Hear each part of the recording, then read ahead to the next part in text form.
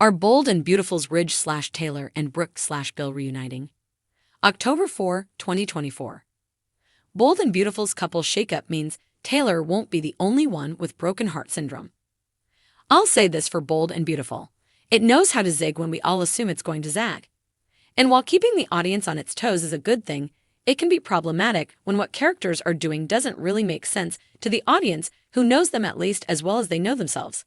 Let's discuss.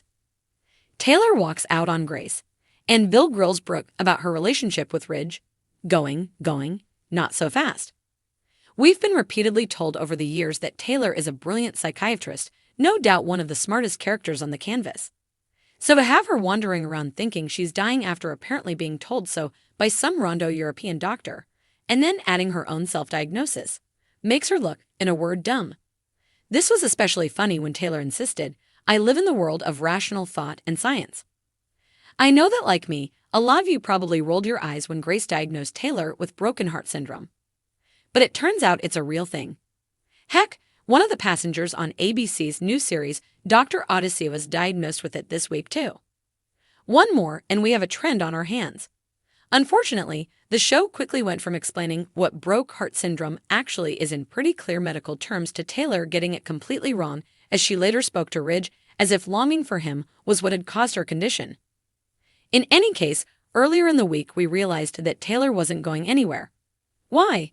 Because the show spent money on gorgeous new photos of portrayer Rebecca Budig for the opening credits. A picture may be worth 1,000 words, but those loudly shouted 3. Taylor's not dying. Here we go again.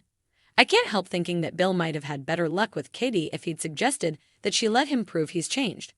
Instead of, "Hey, let's reunite our family," he might have said, "Let's start having weekly family nights, see where things go."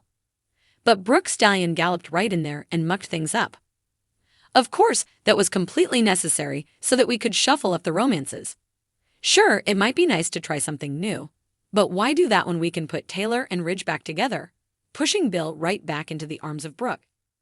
After all, we were told about 50 times this week that Katie is only Bill's true love when Brooke's not available. And unless I miss my mark, Brooke's about to become very available.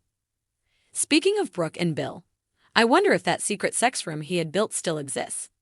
You know, the one just off his office. I guess we're doing coke now. I liked seeing Grace again, and it was nice reminding us that her daughter, Paris, is engaged to Ridge and Taylor's son, Thomas. But even as these scenes were unfolding, we got more of Carter and Hope flirting. While they have great chemistry, I simply do not know what we're supposed to make of Hope at this point. There's obviously a huge Hope/Thomas/Paris story to be played out. Yet for some reason they're choosing to keep the designer and his soon-to-be bride over at Forrester International. Meanwhile, Hope's apologizing to Steffi, seemingly quite sincere, and admitting she's now embarrassed about having crushed on Finn. So are we to assume that story, too, is done? It's all giving me a headache. Maybe Finn can come over and rub my temples. Random thoughts. Asterisk, what the heck did Grace do to Taylor? They left to do what was described as a simple blood draw, and the shrink returned to Grace's office with what looked like duct tape wrapped around her arm instead of the simple bandage we've always gotten. Asterisk, how did nobody in the writer's room think to have Ridge say to a worried Taylor, "You've beaten death twice. Third time's the charm." Then again, I ask myself a lot of questions about what goes on in that room. Asterisk, often, soaps in general, and this one in particular, go way over the top in their attempts at humor. But this week's scenes, in which Will had a series of models fawn over him, prompting his decision to become an intern, were fantastic. They allowed newbie crew Morrow to be downright charming, but avoided veering into camp. Asterisk, Steffi had to be the most inconsistently written character this week. One day, she was having downright friendly conversations with Brooke. The next, she was trashing the blonde to her daughter, Hope. And what was with Steffi saying she and Hope have nothing in common?